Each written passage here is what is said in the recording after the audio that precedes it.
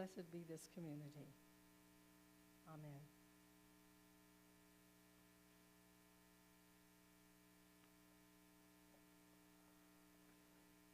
Today's reading is by the author Mary Oliver. Mindful. Every day I see or hear something that more or less kills me with delight, that leaves me like a needle in the haystack of a light. It was what I was born for, to look, to listen, to lose myself inside this soft world, to instruct myself over and over in joy and acclamation. Nor am I talking about the exceptional, the fearful, the dreadful, the very extravagant, but of the ordinary, the common, the very drab, the daily presentations. Oh, good scholar, I say to myself, how can you help but grow wise with such teachings as these? The untrimmable light of the world, the oceans shine, the prayers that are made out of grass. There ends the reading.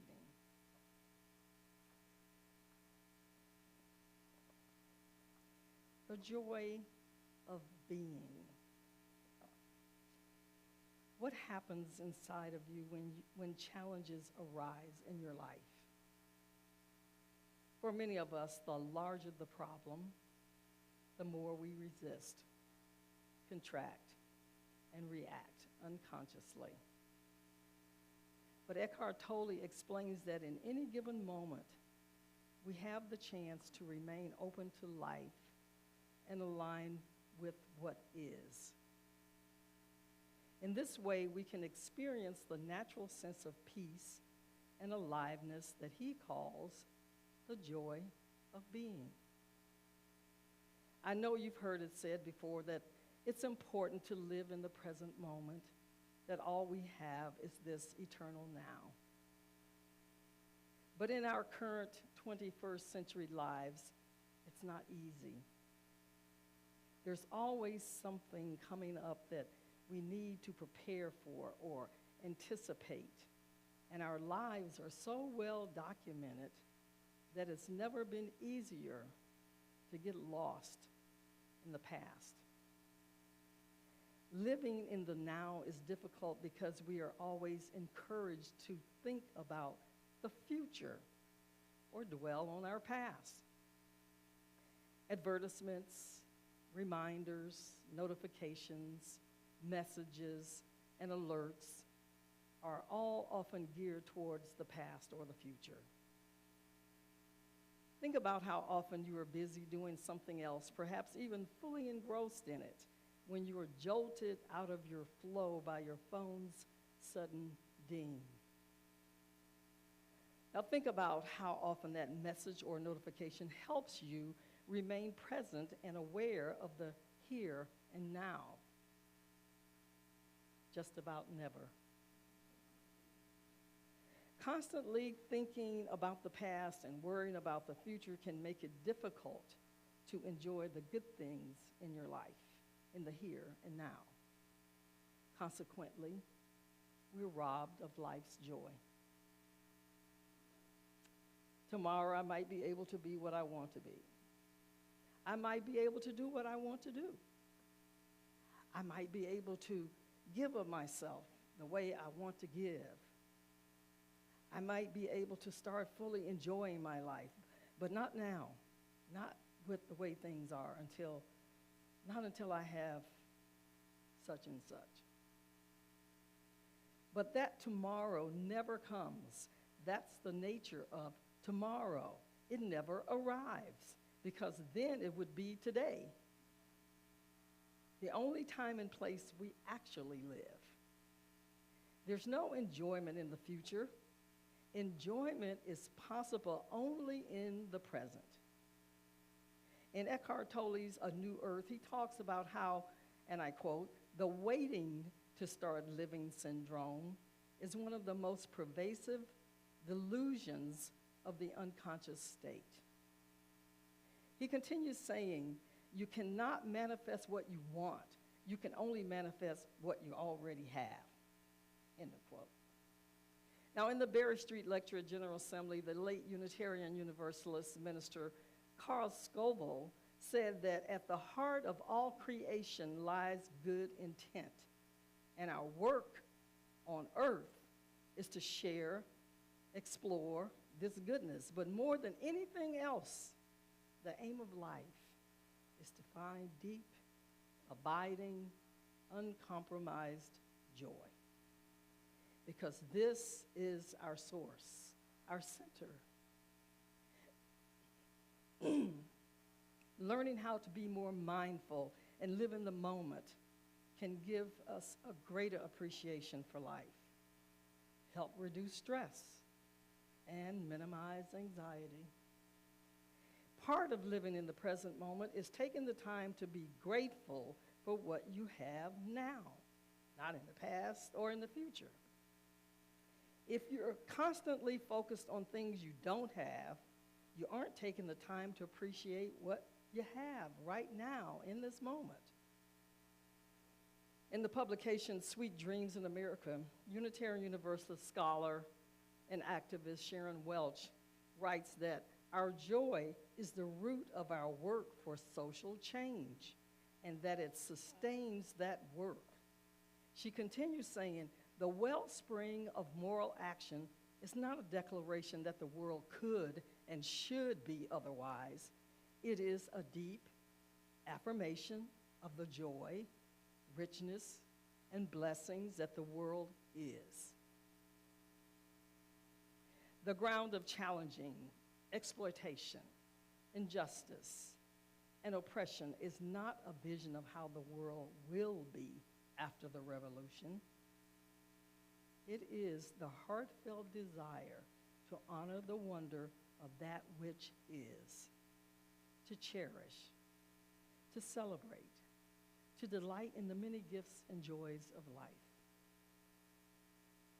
In times like ours, to know joy is to access the energy that allows us to face our fears.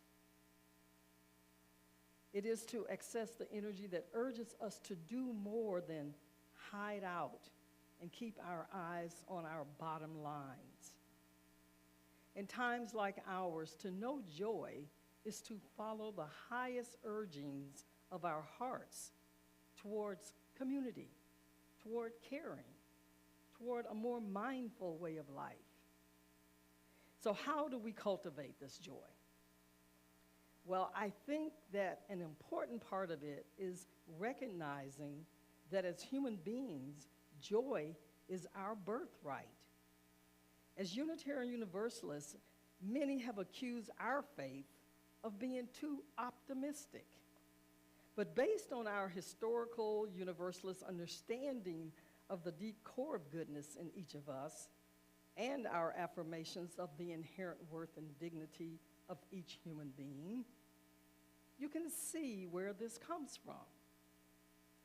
Moreover, I believe this to be one of our most powerful strengths, because we move from a base of affirmation, not denigration, from original blessings and grace, not original sin, from the knowledge that we're all equally beloved by the universe.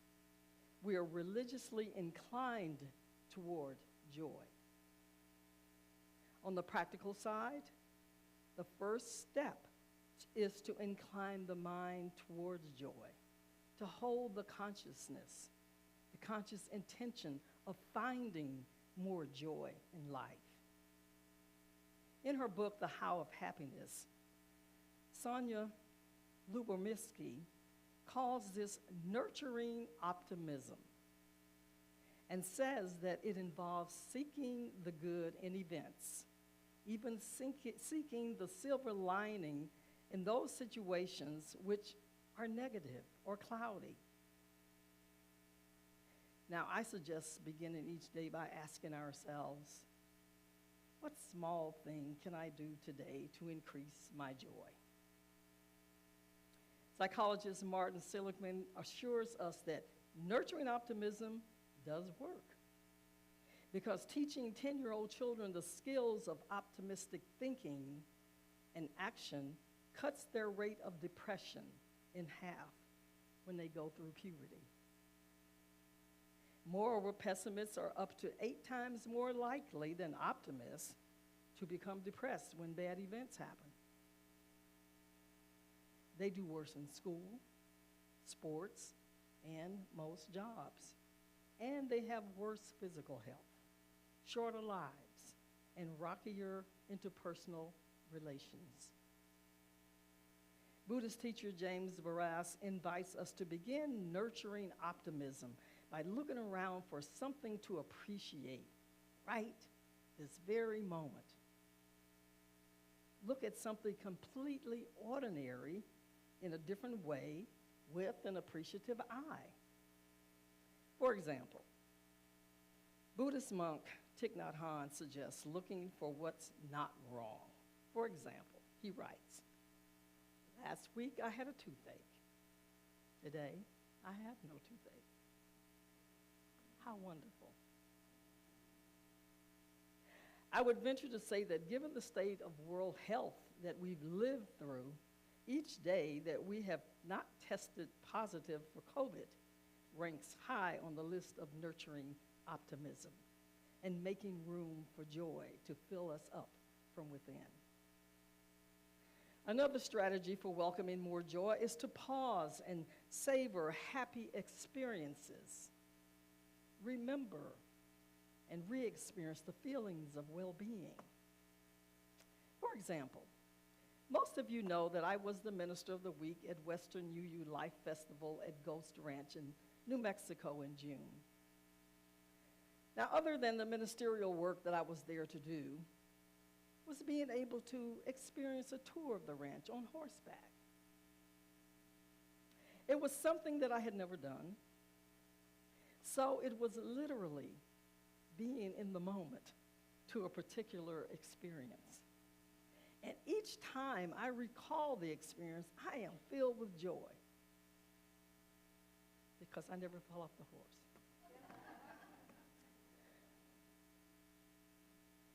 Author Paulo Coelho tells us that one day you will wake up and there will be no more time to do the things you have always dreamed of. So do them now. Gratitude is another practice that can help cultivate joy. Consistently counting our blessings, writing them down in a journal, or sharing what we are thankful for with a friend or family member on a regular basis helps us to be aware of the good things in our lives. And that awareness makes room for joy to emerge. Expressing our gratitude to others also cultivates joy. According to some research, practicing acts of kindness also helps boost happiness. Whether with friends or strangers, being kind to others makes us feel compassionate and capable, and also gives us a greater sense of connection with others. Lubomirsky informs that it garners approval, and enjoying relationships with family is one of the biggest factors in happiness. However, there's no joy in denying our sorrows and grief, or in trying to paper them over with a smile, or by distracting ourselves with something we think will make us happier. But by being real and experiencing life just as it is also helps us cultivate joy, particularly if we're able to have compassion for ourselves when we are unhappy. The first line in the Dalai Lama's book, The Art of Happiness, is that the purpose of life is to be happy, as this is the supreme reality of life. Now, in this, his view similarly replicates the same message as Reverend Carl Scovel when he says that at the heart of all creation lies a purposeful goodness, from which we come, by which we live our fullest, and to which we shall at last return. He continues saying, our work on earth is to explore, enjoy, and share this goodness and know it without hesitation. This is the ultimate aim of cultivating joy. Not so that we will feel better or have happier lives, although he tells us this certainly may happen. We do it not for more wealth or better health, though those too may occur if we cultivate joy. And while it certainly is part of our mission as Unitarian Universalists, ultimately our pursuit of happiness is not only to generate the energy we need to fuel our social justice work. In times like ours, when the news is bad and so much is uncertain, it is good to be reminded that our purpose in cultivating joy is to unfold the heart of creation within ourselves, that we might live our fullest by the light of its beacon, to cultivate joy, so that we might truly know the meaning of life, as well as to share that meaning and that life with others. Or, as the poet Mary Oliver said, this is what we were born for, to look, to listen, to lose ourselves inside this soft world, to instruct ourselves over and over in joy. From my heart to yours, may it be so.